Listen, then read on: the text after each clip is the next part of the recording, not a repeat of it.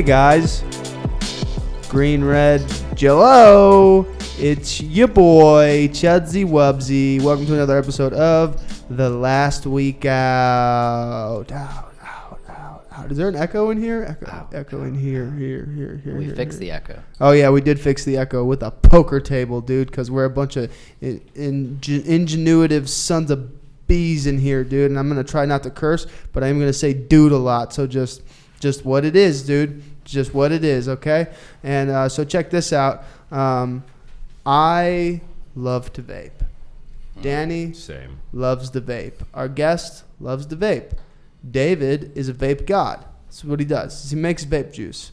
Well, let me tell you something about this place called Butt Out E-Cig. Dang your butt, good big butt. I know that's the drop, but I just get so annoyed sometimes dude, when I'm talking and you just like, I'm going to completely interrupt what this person is saying. You know what I mean, dude? And then it makes, that's my drop. You're interrupting what I'm saying with what I already said. I'm interrupting you with yourself, dude. Oh, my gosh, dude. I'm so fucking stand this right now. Okay, listen. Butt Out E-Cigs, they got a special promo code going on right now. If you go on their online website and you make an order, you're going to get 20% off your order if you put last week out in the promo code. I don't know how those types of things are even done, but it's there. Some software engineers were like, well, yeah, we can do this. And you know what? That's what Danny does. Danny bridges that gap between the software engineers and the consumer to simplify how those things work. And we're going to have a whole episode on how that actually works, what goes in behind the mechanics and engineering to make that work. But all you need to know, okay, my children, is that it works, okay? And you're going to get 20% off your order. So, do it. I think I'd really like that. Man, that's a hitter right there, dude. That'll get you. Also, it's burnt, so that's disgusting, but that's okay. All right, man. Then we got that little lo-fi banger that plays in the beginning, and you guys already know, man. This is episode 26. I keep telling you guys about Devin Hancock, and you need to go follow him. You have to. It's not this is no longer like, hey, you should go do this. This is now you have to do this. Yeah, if you don't, you're just a bad person. You're a bad purse, okay? And we don't want no bad purses, dude. We don't want you. Get out of here, okay? Go check him out. He's got some cool stuff, man. God, dude. Anyways, last week out, Instagram. You can email us if you want some advice on something that's going on in your life. We call it unsolicited advice, but it's extremely solicited, so it doesn't really make sense. And you know what? I'm also a little sad. Nobody's emailed us. Aww. I just feel like I'm just putting so much work in, and I'm trying to help you guys, and you guys you aren't communicating with me. And this relationship needs communication. And I need you guys. I codependently need you to ask us to give you ask us for advice, because we are some very we just know a lot of things. So this is what you do. Yeah. In the spirit of unsolicited advice, you just slide in the DMs of followers with unsolicited advice. Exactly. Doesn't make any sense at all. I love it. It's so good. All right, dude. Okay, so I'm going to be honest with you guys. Okay. Uh-oh. I'm tired. Okay. It was a long day. I got a lot done. Okay. We're going to get through this, and it's going to be great. Okay. And I'm going to wake up at 4 a.m. tomorrow, even though right now I don't even know what time it is. What is it, 11? Yes. It's 10. It's 10. Great. 18. Awesome. Sick, dude. Fuck yeah. It's 11 somewhere. There I go. Now I cursed. Anyways, I'm digressing so bad, and I'm so sorry. We got a special guest host again who killed it last week. Can I get a round of applause, please? Can I clap for myself? Is that weird? No. I'm going to He do did it it. anyway. That was loud. That really hurt, dude. That's very spiteful of you to do something like that. You know what, dude? You need to call your sponsor, bro, because you're acting out right now, and that's just... Good news is I'm awake now. Yeah, I guess I'm awake Perfect. now, dude. So we got Danny Habitaeus in here, dude, and he's killing it, dude. And he's going to do his thing again tonight, and it's going to be wild, bro, and it's going to be a good time. And then we got the hermit out there in the corner over there, somewhere off in space, doing all the really, really complicated stuff that without him, none of this would even be possible. So let's give a round of crickets for David as well. Fuck David. There it is. Fuck David. I'll tell you that right now, because you know what David will do to you? He'll interrupt you while you're talking. Fuck David. It'll just go ahead and interrupt you, dude.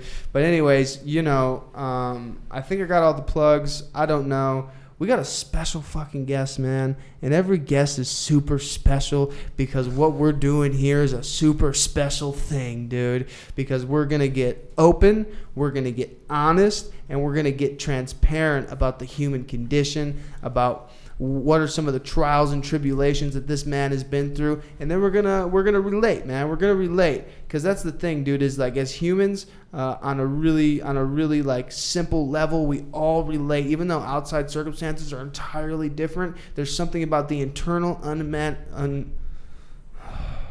English is hard as fuck. It is super hard, dude. Now, you know what? I'm going to be honest about something else before we get started. I'm going to digress again. Okay. So the question was raised to me earlier, and then just jump in if you guys got something to say, and then we're really going to get into this. But somebody was like, we're struggling with the idea about being born an alcoholic.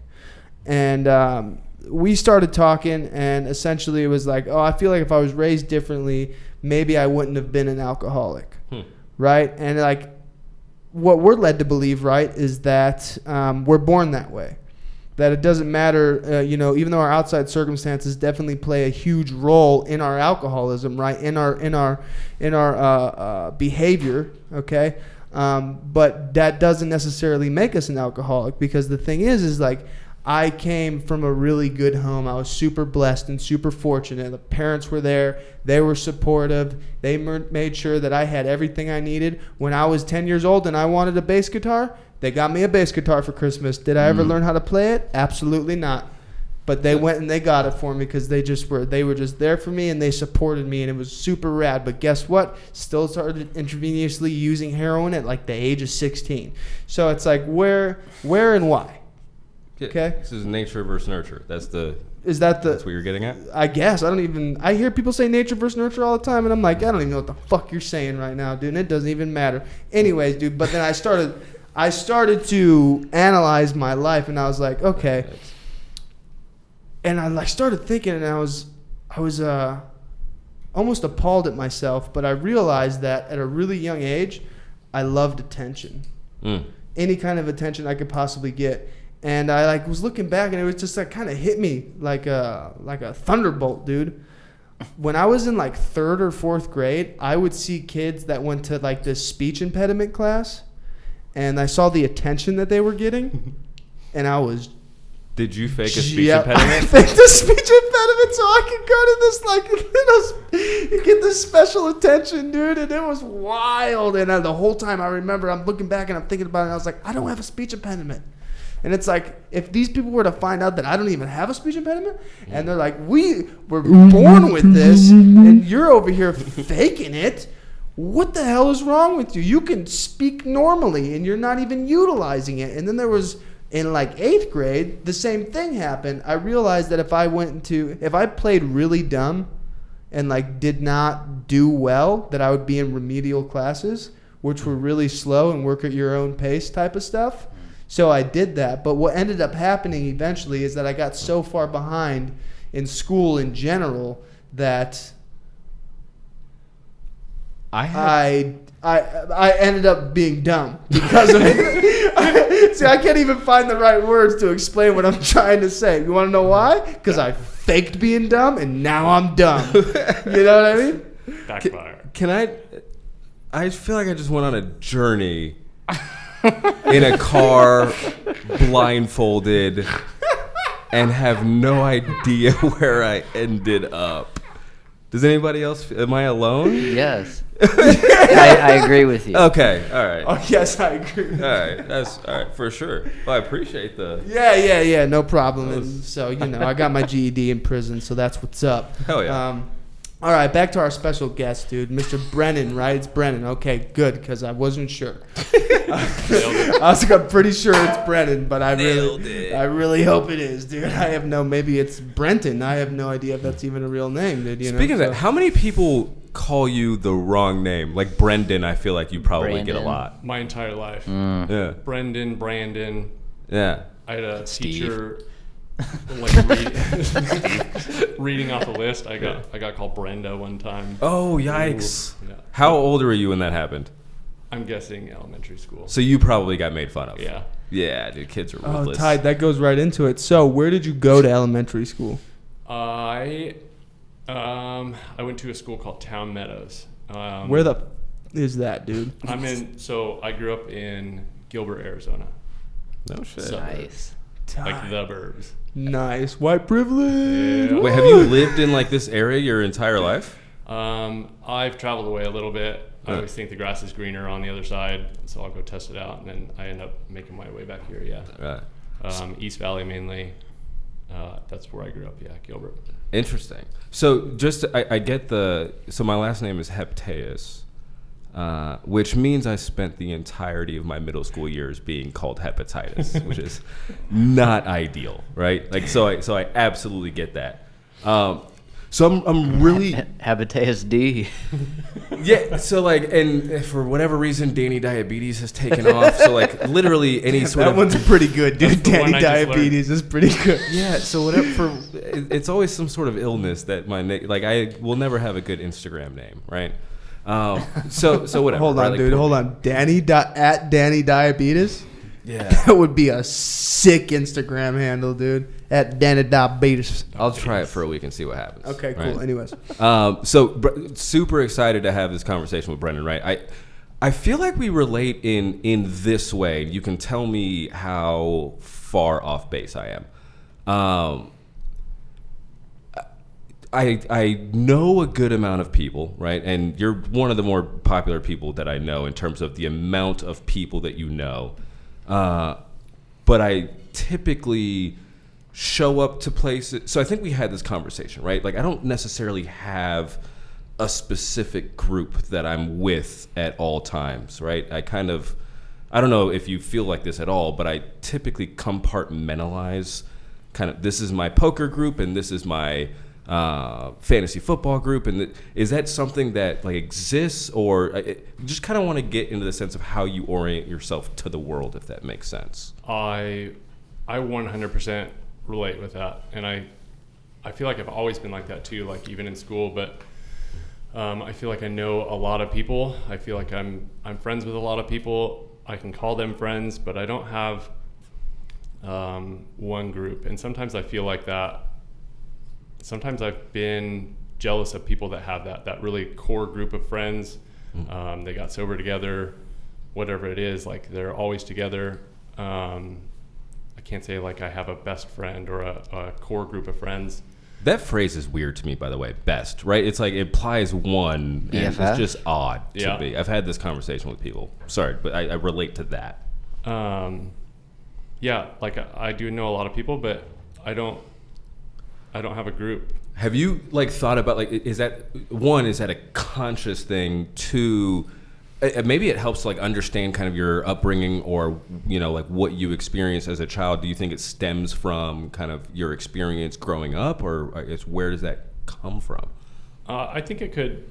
I think my childhood could possibly play into it. My personality, I feel like I'm actually an introvert. I feel like I do tend to isolate, although like when I need to turn it on, I can be an extrovert. I can be personable, but I do like to be by myself a lot. So I go places by myself. I'll show up to these big group events, but I'll go by myself. I won't go with a group. Yeah. I feel like that's a common thing. I do that all the time. I can leave if I need to leave. Yeah. It's like maximum freedom. Yeah. Yeah. Being in Gilbert, did you grow up Mormon? No. Well, no. Super fair question. In Is it? I Gilbert, thought that was there, Mesa. no. In Gilbert, there are almost every neighborhood. There's a Latter-day Saints church within the neighborhood. So you'll be like driving, you'll go a quarter mile in, and then there's the church right there, mixed in with all the houses. Gilbert is I'm guessing 75% Mormon. I actually got asked yeah. that question last night when I told somebody that I grew up in Gilbert. They said, "Are you Mormon?" Really? A lot of my friends were Mormon. My mom's side of the family, my mom's side of the family was Mormon. That's not why we moved to Gilbert or like have anything to do with that. But Yeah. Is it a big family, or what does your family structure kind of look like growing up? my mom's side of the family is very big, but they're all out of town. So like, My immediate family, who I grew up with, was my mom, my stepdad, and then eventually my mom with my stepdad had 2 kids. Okay. And this was, how old were you when they had these kids? I am 8 years older than the older brother, and I have 2 brothers. The younger one, I'm 10 years older, so a fair age gap. Interesting. So I was on the other side of that coin, where I had a brother who was 8 years older than me, and it kind of felt like he was like my pseudo dad. I don't know if that makes sense, right? Like he was disciplining me, and that. Did you have that kind of relationship with them, or what was that like with your siblings? No, and I always wish I did. I hear stories where the older brother steps up, and I wish I could have been that older brother. But I actually wasn't very close with my 2 younger brothers. The age gap didn't help. I didn't really hang out with them. And then I didn't really have my shit together enough to be a good older brother or a father figure. Yeah. That's fair. By the time they were 12, 14, you were off and running. Yeah. Yeah, that makes a lot of sense. Yep. Speaking of father figures, so you mentioned your mom and your stepdad. What's the story on your biological father? So my upbringing, my parents divorced when I'm guessing I was 1. Okay, this is like before memories form. Yep, very early. I have my earliest memory, like to this day, the farthest back I can remember that I have one clear memory of my parents fighting, and I maybe I was 2 or 3. Yeah. I feel like they were already divorced, but that is literally like the oldest memory that I have. So my stepdad came into the picture when I was about 6, and then they did shared custody, my mom and my dad. I'd go see my dad every other weekend. Yeah. Was that like an escape? I guess what was that like in terms of like your feeling between splitting time? Did you have a preference? That's kind of a bad question to ask, right? But like, I don't know though. Like some kids are upset that their parents divorced, right? Yeah. It tears them up. For me, I think it happened early enough to where I grew up. That was just a thing. I think I learned early enough that it's actually better for my parents to be apart than together. So like I wasn't hurt that they had divorced. I wish I was able to spend more time with my dad. He did like every other weekend. But at the same time, like my parents do not belong together. It's good that they divorced. They remarried. No.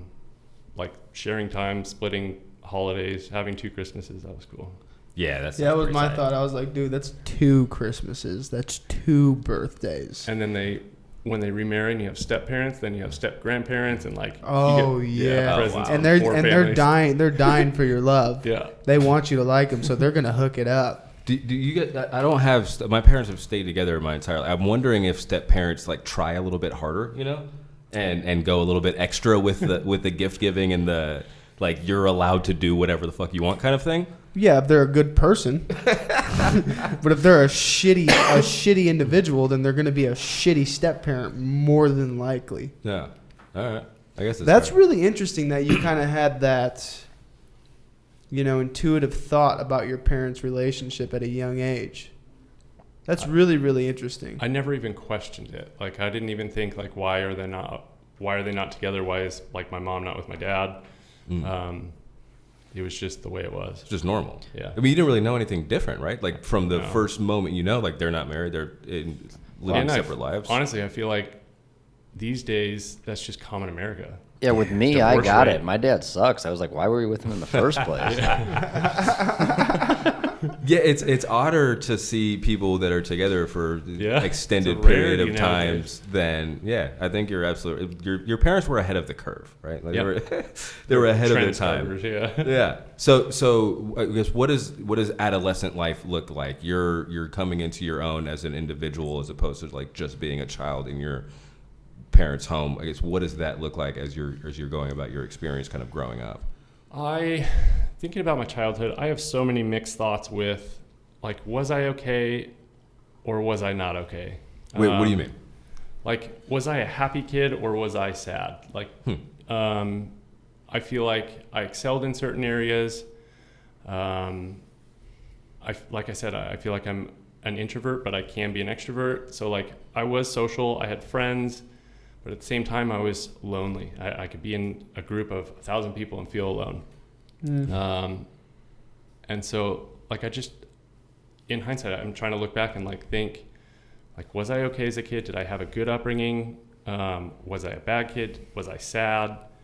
Like, I just don't know. Do you spend a lot of time kind of in your head analyzing like yourself or situations that you're in? Does that question make sense? Yes. And I'm going to say I'm learning to, and I'm learning to use that. But I was thinking about this on the drive over. Like, I don't think about my past. I actually like completely shut it out. Interesting.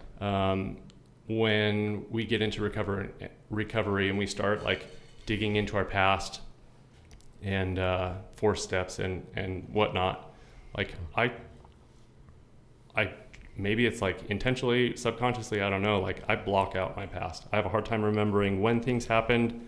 I don't want to focus on my past.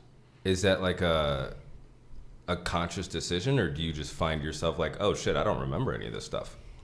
I think a little bit of both. Yeah. Positive stuff too, though? Or Yeah. you're talking about just negative? I think more so negative, but even positive stuff. Yeah. That's wild because I am haunted by my past. And I think that might be why I shut it out. Maybe, I don't know, but even the positive stuff too. It's like a weird thing. So when I think about my upbringing in my past, I almost try to find frailties within it, right? And I'm like, well, this happened, and this is why I'm like this now. And I get caught up in this idea of like that I am 100%, and I think it's true, right? Is like we're a product of our environment. But what happens for me is I fall under this ethos of that I'm a product of my environment, and that's that, and I can't change that. Like I'm always going to be this person. I'm always going to have this personality. I'm always going to have this outlook on life. But then what's really wild, right, is that all of a sudden something else happens in my current life where all those ideas kind of just like melt away and they change. Does that make sense at all? Yeah. Are you sure? Because I feel like I don't even know if I'm making sense. See, I'm just saying words, and I'm not entirely sure if they are in the right order. So you're growing up, man. What were you into? Were you into skateboarding? Were you into punk rock? Like, what were some of the things that Brennen liked to do when he was a child? Let's see. When I was a kid, I've always enjoyed art and creativity. I was into sports. When I was younger, I was actually into school. I tried, and I like wanted to do well. What changed there? Because you qualified that with when I was younger. I don't know when I made the switch. Like as a kid, growing up, I keep hearing this. I've heard it my whole life. I had so much potential, right? Oh, and God, then that's yeah. the worst thing to hear, and I hear so it much. But as a kid, I did well in school. I enjoyed school. I enjoyed sports. I enjoyed skateboarding. I did all the things, all the kid things, right? And then somewhere along the lines, I just lost drive, lost my identity. I didn't know what I wanted to do. I didn't know who I wanted to hang out with. And I stopped excelling. I stopped trying. I was on sports teams, and I probably could have been a great player, but I just didn't put in any effort. I just didn't care. And was this like a overnight type of thing, or did this build over a period of time? I'm picturing junior high, like something in junior high. I switched. Yeah. I started seeking attention from the wrong crowd. I'm not sure the reason behind it, but my friends did change, and I just stopped. Did you start getting into a bunch of trouble and shit, like ditching school, smoking weed in the bathroom, like that kind of stuff, or what? For sure, yeah. For sure. For sure. Yeah. We used to roll dice in the bathroom in high school. Oh, fuck, dude. You want to? I'll tell you. This is funny. So, okay. There was a sting operation on me in 8th grade. I'm going to share something with you guys that is disgusting. Yeah. So, I was an attention seeker, right? And one day, early on in 8th grade, I was using the restroom once. Okay?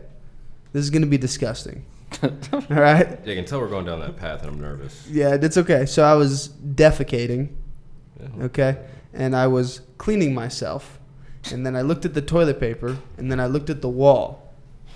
and I smacked the toilet paper on the wall, okay? And then I was just like, "Ooh!" And then I left. Why? Right? Went in there, I wash my hands, I leave, I go back to class, okay? And then it started to progress, okay? This is where it gets real crazy. So eventually it went from sticking it on the wall to starting to draw things on the wall. Wow. And by the time Christmas break was over, I had did an entire Anarchy A with my shit on the wall. How much hours of therapy does that take to... And Poor school janitor, dude. Dude, okay, so check this out. This is where it gets really crazy. So it was like, and I had a pattern, and then they figured it out. The poop bandit strikes again. The poop bandit strikes again, dude. Okay, so it was like after lunch one day, and I was like, because we would like all go outside, and then I was like, hey, I went to the principal's like, hey, can I use the bathroom? And he's like, yeah, sure, go ahead. And like I go to the bathroom, right? I'm in the bathroom, the only one in there. I go in the stall, and I do a little mural on the inside. And like as I'm in there, I see that the janitor is like has walked in. Okay, he has walked in, and he didn't use the bathroom. He didn't turn on any of the faucets. He walked in. You could hear his footsteps. I saw his boots, and then he walked back out. And I was like, well, that was super weird, right? So then I just like, I go back out, I go back outside, whatever. I go to class. The next period, they call me into the principal's office. No, you're screwed. And they got this binder, okay? And they open up this binder. All of your murals. And it's all of the murals. It's all of my art pieces, dude. But how did they know it was you? What was the link? Because when I went to the bathroom, he radioed the janitors to see which stall I went into. Yeah. And then when I left that bathroom, the janitor went back in, opened it up, and Evidence was like, is there. there's our guy. Yeah. There's our guy. And they're like, do any of these look familiar? And I was like, no. Who did this? This is absolutely disgusting. Well, I don't know about you, Brett. I feel significantly better about my childhood at this point in time. Like, I feel more normal. Yeah, I feel like and that's the part. That's what I'm trying to do. I want you guys to just feel comfortable. I want you guys to feel a little bit more normal. You know Yeah, what I threw a stink bomb in the 6th graders hall one time when I was in 8th grade. I got in trouble for that, but that's nothing. Yeah, no, this is a Netflix special that we just heard described. That's like the dude drawing the dicks on the cars. Yeah. That Netflix special. Yeah, that was like a whole thing. That's what this is. That's exactly what this is. The poopy man. bandit. How many years clean are you from wiping poop on the wall? Oh, many years. Whenever 8th grade was, I have no idea. I never did it again after that. Sometimes he regresses and Amy has to call him out. Oh, whatever, dude. You come to my house, it's fucking immaculate, dude. Yeah, because she's cleaning poop stains off the That's wall. That's not even true. Anyways, dude. All right, Brennan. So we're in school, and what I'm hearing right now, we're gonna go to break, man. Then we're gonna get back into it. But this is what I know about you so far, okay? And what it sounds like to me is a classic case of not fitting in. And that's what I think a lot of people relate with. Now, what I also know about you is that you've been to prison. Yes. So you're a wild kid, okay? You're a wild kid, and some wild shit has taken place. But you're sitting here in front of me today, and you seem calm, and you don't seem like the kind of guy who, one, would rub shit on a wall like I would, but also don't seem like the kind of guy that's been to prison. You know, and that's like kind of this amazing journey of recovery that we go into, is that we are these totally different individuals. Something happens, and when we come back from the break, let's talk about what happened. Love to. Yep. Yeah, man. And that's it for now. We're going to take a quick 5-minute break, but it's only going to seem like nothing to you. It's going to seem like a no-minute break. Mm-hmm. Power of technology. Mm.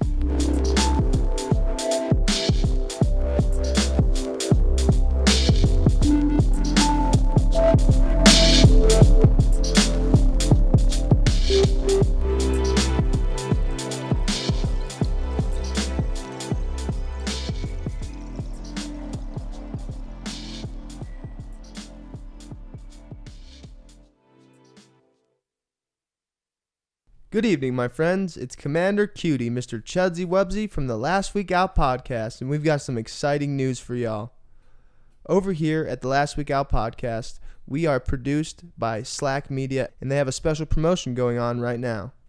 If you are a two-legged Homo sapien or a millennial who just had a meaningful conversation and have the urge to put it on the internet, we're just the people for the job. We record, edit, and update and post. Update and post? What the fuck is update? Why did I say update? You can update stuff. I guess you can update stuff. Listen, dude, you want to fucking do a podcast? Guess what? We're the ones that can do it for you. We can edit, mix, master, and produce the whole thing, and we can help you figure out, do you know what an RSS feed is? Because I sure didn't when I started this, but because of Slack Media, now I do. So if you have a podcast and you want to get it started and you want to skip all the difficult stuff, go ahead and email slackmediallc@gmail.com. Or you can, god damn it, dude. Or you can slide in our DMs at the Last Week Out on Instagram. Ooh. Get on in there. Love you. Bye.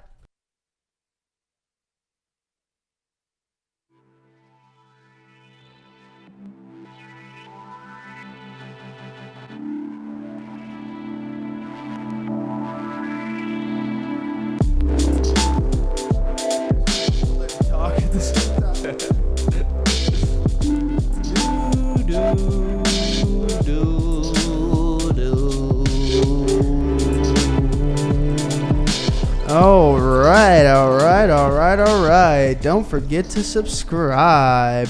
Smash that like button, my children, my loyal members of the matriarchy, and let's get to it, dude. So I want to apologize to our guest because I feel like I might have hijacked a few minutes of that last section.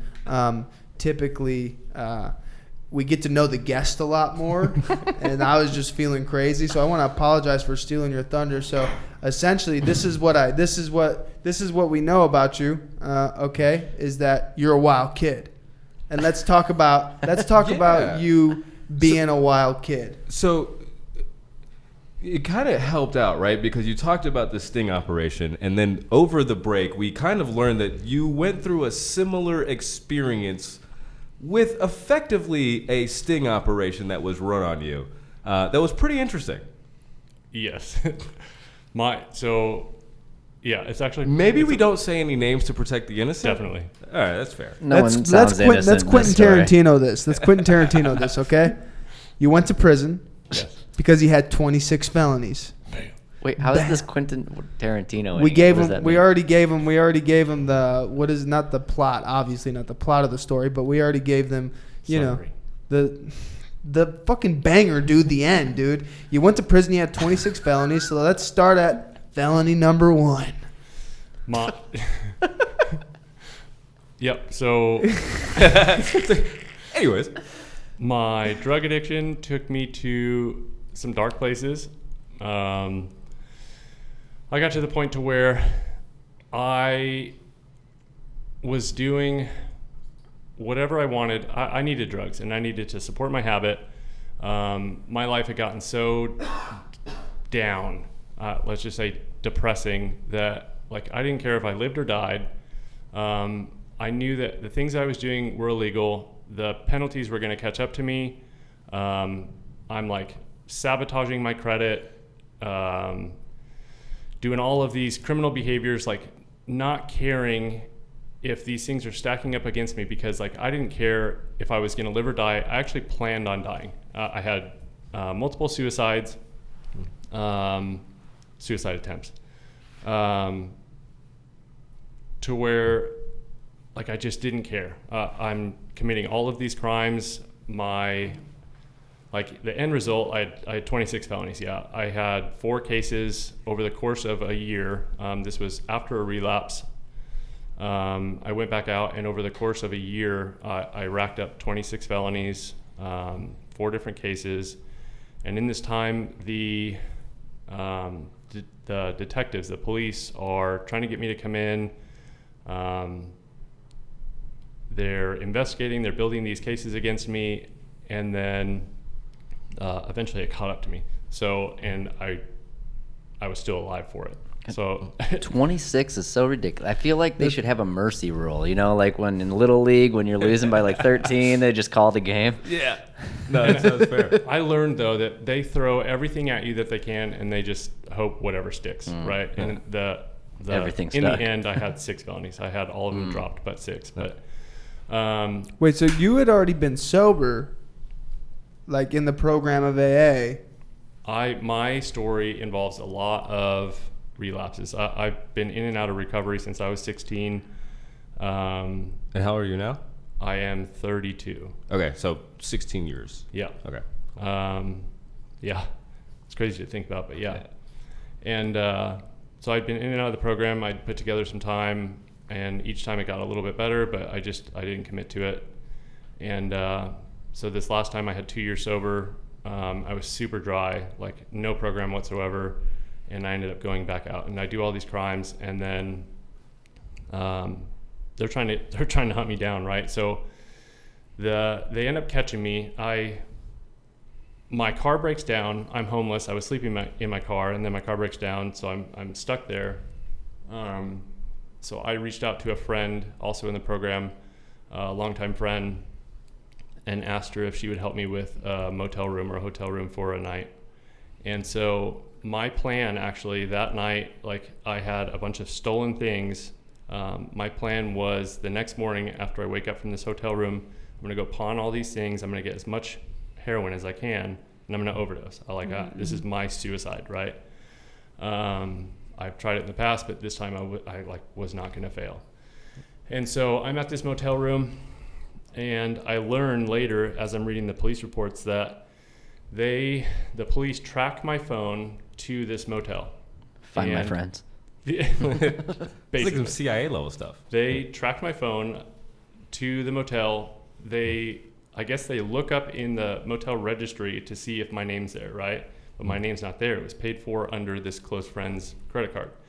They then look up everyone that is staying at the hotel, and they cross-reference that with my Facebook friends and find out Whoa, dude. and find out that my friend is in room 402 or whatever. And the next morning I get a call from the lobby saying, hey, if you want to extend your stay, we need you to come sign this paper. Like, I don't think Ooh, anything they got of you. it. I put on some slippers and I walk into the lobby, and then I just get swarmed. Like, cops everywhere. We need you to sign this paper. They always say that the FBI is working with. I don't think there's anything in there. They always say that the FBI is working with Facebook, and you have experienced that firsthand. Facebook got me. Yep. Yeah, absolutely. So That's you why it's get all about picked up. Instagram now. Yeah. Facebook's for old people. That's fair. So you get picked up. You get charged with 26 felonies. You end up facing 6. How much time does that come with? I'm sitting in county jail, and the heavier felonies are being a first-time offense. I'm looking at 5 years. I end up getting 3.5, and I end up doing 3. Okay. A little over 3. Yep. And so at this time, and maybe not through the entire 3 years, but definitely before that, you are in this position of, I don't want to live anymore, right? Like, this is not kind of how I planned I had a lot of potential, right? All of that, right?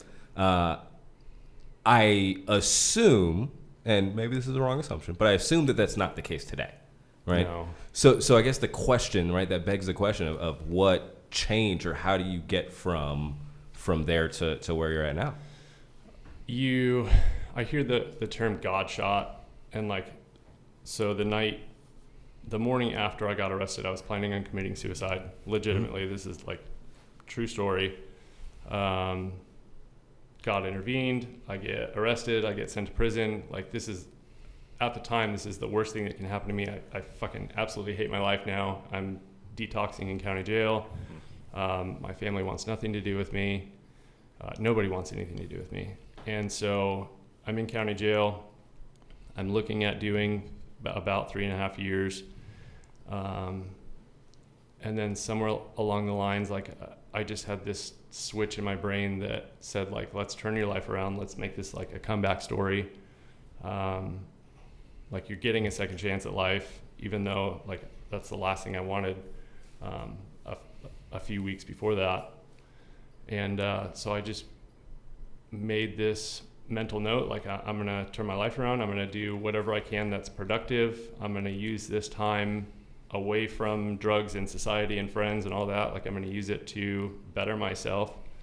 And like that's literally all I did for my entire sentence. I did everything I could to become a better person. Is that I've never been to prison somehow. Like thankfully, is that a unique thing? Is that like, what is the prison life like? You've been to jail, right? Yeah, a few times. So typically, no, that's not the story. So typically, what it really boils down to is if you're lucky enough to have the realization that you had. Is like you can make your time there extremely useful and you can rehabilitate. It is totally possible, but it's really difficult if you don't, by some kind of magic spell, have that realization of like, I'm going to use this time appropriately and I'm going to use this to better myself. So that kind of begs the question, right? If you're in that environment and that's not normal, how do you kind of deviate from what everybody is doing and say, no, I'm going this way? There's an art to that too. Being in prison, you don't want to stand out too much. So like there was a handful of us that did have the same mindset as me, that did want to like turn their lives around. So I kind of stuck with those people, but at the same time, like, you need to blend in a little bit.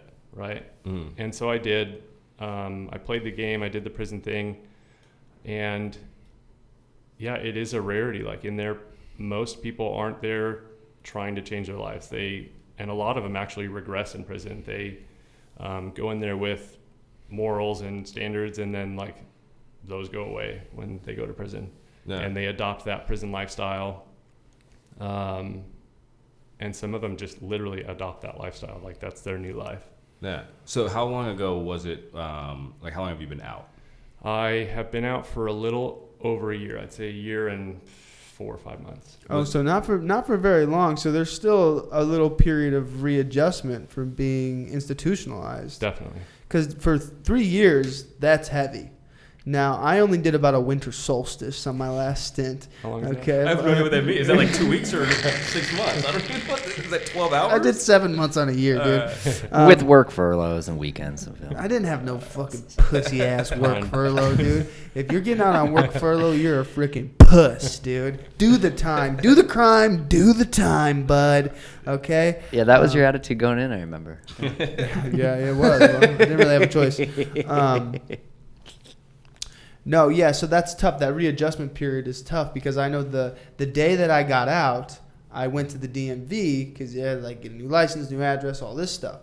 And I go to the DMV and I'm wearing regular clothes. Mm-hmm. I'm not wearing the state issue orange, sweatpants and shirt that say, Arizona Department of Corrections on it, right? I'm wearing my normal street clothes.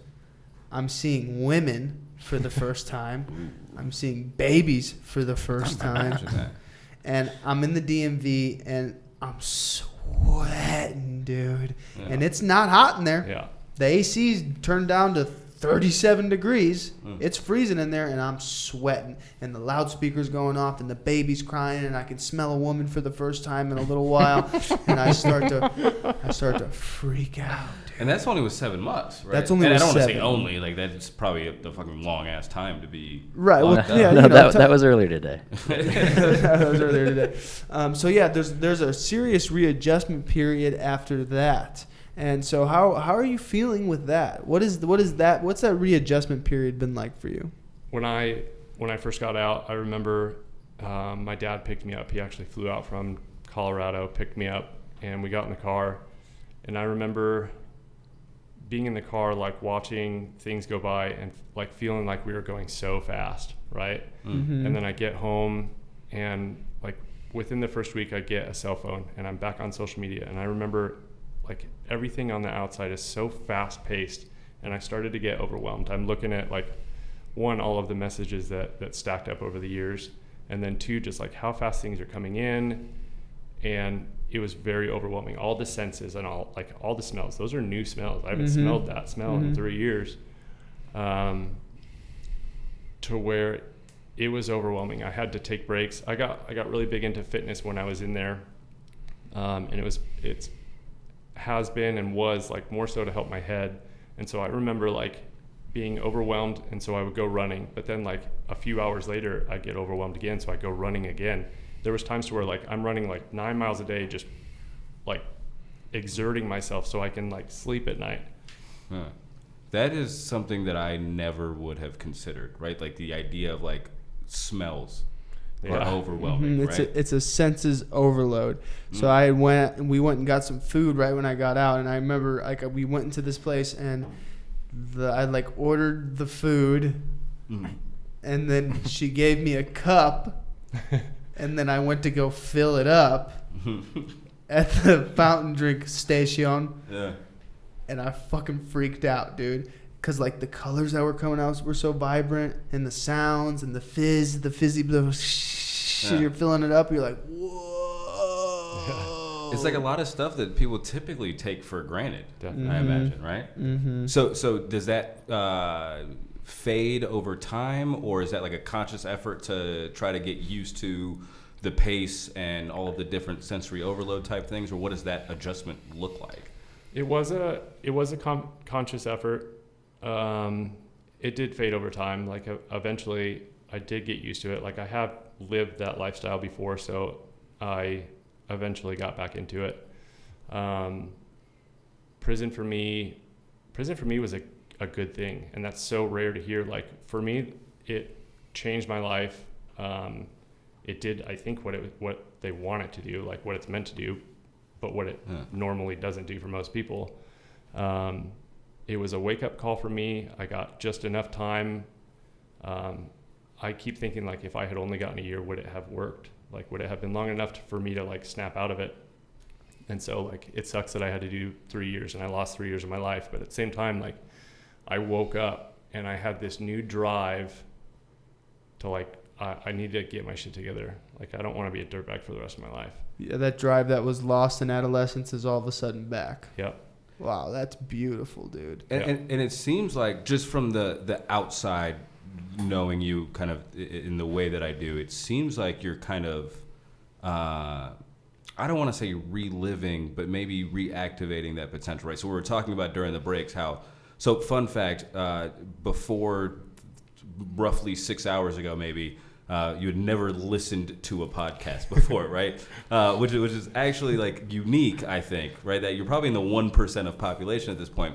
But you were mentioning how when you're driving, you're typically looking at tutorials, and there's things that you could be learning. And so I guess two questions. One, do you feel like you're making up for lost times at some sort of level? Or two, what's driving that desire to improve, better yourself, that sort of thing?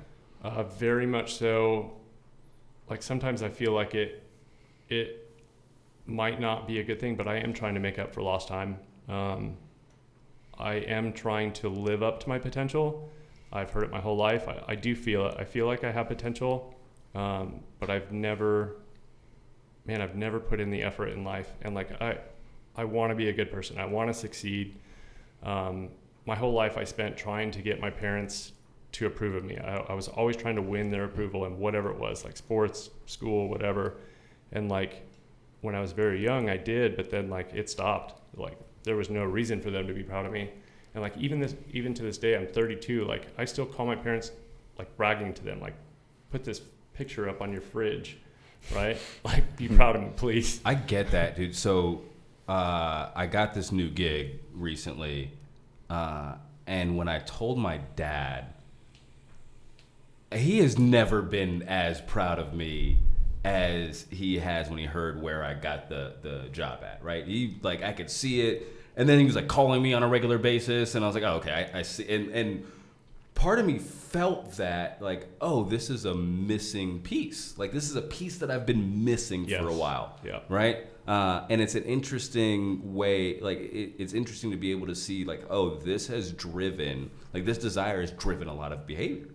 Right? That's kind of wild, right?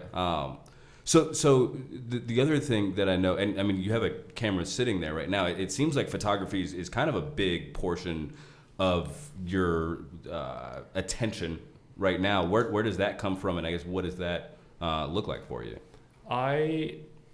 I'm big on hobbies. I feel like I have a lot of hobbies.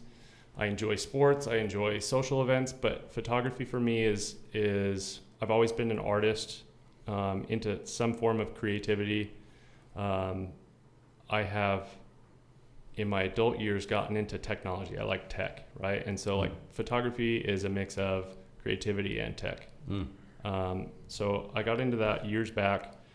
I'm now starting to get my life back together. I've been out of prison for a year. I'm starting to make some money, pay off some debts.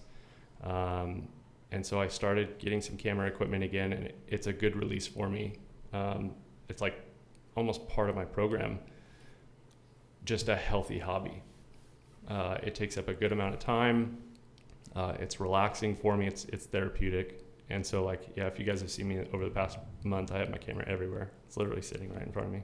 Yeah, I appreciate you bringing it to volleyball, honestly. And there's some good ass pictures. I don't know if you guys have seen. Oh, you took those volleyball pictures? Yeah. Damn, dude. They're like professional. A moment captured in time, dude. I have. It's really sad, man. When I was really young, I was really into videography and photography, primarily of skateboarding. Yeah. And I really got into it, man. And I learned how to edit, and I learned how to just do all this really cool stuff. But then I sold my equipment, right? But anyway, I'm going to digress again, and I'm not trying to do that. But I really like what you're talking about right now, is finding that healthy hobby, finding that outlet. And I feel like it's so intrinsically important to have that. Staying productive, staying busy is healthy for your program. Whether it's like going to meetings, doing your 12-step work, working with your sponsor, or whatever. Like, not everything I do to stay sober is recovery related. Even just trying to better myself at work and like being proud of myself is keeping me sober. Like I'm doing these things at work to like try to be a better employee. That makes me feel good about myself. Like when I feel good about myself, I don't really feel like using. So this new self-improvement kick in whatever areas, like whether it's hobbies or fitness or whatever, like it's healthy. It's been fun. This begs the question, right? And I've had this conversation with people before. They're like, "Oh, I just don't have a hobby." And I'll tell them like, what one of my hobbies are, that I thoroughly enjoy. That's really important to me. Like, well, you just got lucky. Like, ooh. So the question is, how do you find it? Good question. I feel like mine I've always kind of known. But like I watch a lot of people. Danny and I actually play volleyball together quite a bit, and I know I like volleyball. Volleyball is a hobby of mine, but there are people that come in not knowing if they like volleyball or not, right? They come in, they suck, they don't know what they're doing, but they are having fun. They're around sober people, or they're not. Like if it's not a sober league or whatever, but they get out there, they get out of their comfort zone, they go try it out, and they learn that they like it. That was me. I was in a very horrible place when I started playing. Like I was miserable. Like I could be in a room with people, and I was miserable. And it was my buddy Gene actually was like, "Yeah, a bunch of people play volleyball on Monday nights. Why don't you go?" And I remember showing up the first time and kind of just like standing on the side because I didn't know what the etiquette was, right? I don't know how. It seems like everyone's on a team already. Like, what do? I don't know what to do. I'm just going to stand here awkwardly. It's intimidating, yeah. Yeah, it's incredibly intimidating, especially in like group activities where everyone seems to kind of know what they're supposed to do. And for better, like someone brought me onto a court and started playing. And like I know for myself, right, it's like I love competition and I can get a little too competitive from time to time, right? But I absolutely can relate to this idea of like, hey, this thing that I like to do, this activity that brings me enjoyment, is of significant value to like my peace of mind or my contentment, and like it fills this gap that I've felt for a while, right? Mm-hmm. You were talking about poker too. That Friday game for you has done that too, kind of. Yeah, it's like a circle of consistent people. The thing that I'm impressed with in your instance, Brennan, is like it seems like some of the activities, photography, and maybe I could be wrong, but it seems like some of these activities are kind of solitary activities. So you kind of have a mix of both, and I'm curious kind of if you notice that, do you feel that like, hey, this is what I do solo, this is what I do in groups, and is there like a difference there? I've thought about that actually, and I do like to be alone a lot, and some people like that, some people can't stand to be alone. But I think I've also learned, I think it's like evolving. I've learned that I do need social engagements. I need to be around people. And maybe it was subconsciously, I found a hobby or hobbies that were social, and then I picked up one that I can do by myself. But yeah, like now that you pointed out, I have a variety of events, whether they're like things that I can do by myself or in a group. Yeah, I got nothing solo, dude. It's weird. That's good. Some people, I feel like some people are like that. Yeah. I like hiking. I go up by myself. You hike like pretty regularly, don't you? Yeah, and when I go with people, it's annoying. Do they slow you down? Usually, or if they're faster, then that's annoying too. Probably, but I haven't found that yet. What is the big? Do rock climbers look down on hikers? Chad is a climber. He's a rock climber. Do you? Do I look down on hikers? I never thought of that. Is there like from the top of the mountain? No, there's actually no pun intended. there's definitely there's a connection there with someone who it's the same connection of like if someone's an avid hiker, then they have found what a climber has found within nature. And what for me as a climber, what I found is that when I'm in nature and I'm climbing and I'm just like I'm outside. And I'm taking in and I'm soaking in the environment around me, and I'm just absorbing it, and I'm having the experience. It's the same experience that an avid hiker is. It's like, yo, why the fuck do people hike these crazy mountains, dude? 12, 13 miles. Like, what the hell's wrong with you? Because most of the time, dude, I gotta hike into a canyon maybe a mile to get to the spot to start climbing. It's not that big of a hike, you know what I mean? But I still have that same feeling of satisfaction of like, as humans, man, I feel like we are meant to be outdoors. No. And then what's beautiful about photography is capturing that moment in time. I love landscape photography. I love climbing photography because it just takes this like beautiful moment, right? Whether it's the sun setting or the sun rising. I did that backwards. There's that dyslexia again, dude, an incurable disease, man. It just happens, you know? You make it sound like it's terminal. It is terminal, dude. Google dyslexia. It's very, very like, it's just scary. You're like, oh God, it says it's incurable. We lost him too. We lost him due to dyslexia. Yeah, the Danny diabetes. You got the Danny diabetes. Yeah, man. So it's like, I guess to answer your question, no, climbers do not look down on hikers. There's definitely there's hikers are the nicest people in the world. I got stuck on a mountain one day, and literally hikers saved my life. It's a story for another time. What's your favorite thing to shoot? Just out of curiosity. Recently, when I first started doing photography, what got me into it was lightning photography. Yeah. And when I got my first camera, we learned how to do it, and so like I was all about it. It has turned into people. I was just thinking about this, like I learned that I enjoy taking pictures of people, and a lot of people enjoy having their pictures taken, right? Yeah. And when they get good pictures of themselves, they enjoy it, they appreciate it. Like it almost feels like I'm doing them a service, and they're happy with it, and that's a good feeling. Like when I can give somebody a picture of, whether it's candid or posed or whatever, like a couple together, and it's a good picture of them and they love it. Like, I mean, that's such a good feeling for me. So I've enjoyed taking pictures of people. That's all. It sounds like value that you're getting from helping other people. It's service work. Yeah, that's awesome. So what does, I think we're running up against time. What does life look like for you today, right? We've heard some of like the issues that you face, the challenges in terms of feeling like you belong, the not living up to your potential, the lost time. I guess, what does life look like today, having gone through all of those instances and making that dedicated time to focus on, hey, I'm going to turn this around. I guess, what's the end result, and what's that look like today? I feel fortunate that I went to prison. What a wild Dude, feeling, it's dude. I crazy to understand say. it so Yeah. much. Like I'm fortunate. I have a new outlook on life that a lot of people don't get. I appreciate things these days. I'm a little worried that will go away, and like I almost feel it creeping on. Like when I first got out of prison, I was struggling to find work. I have all these felonies, and then I land this awesome job, right? And it's like I'm so happy, but over time, like gratitude goes away.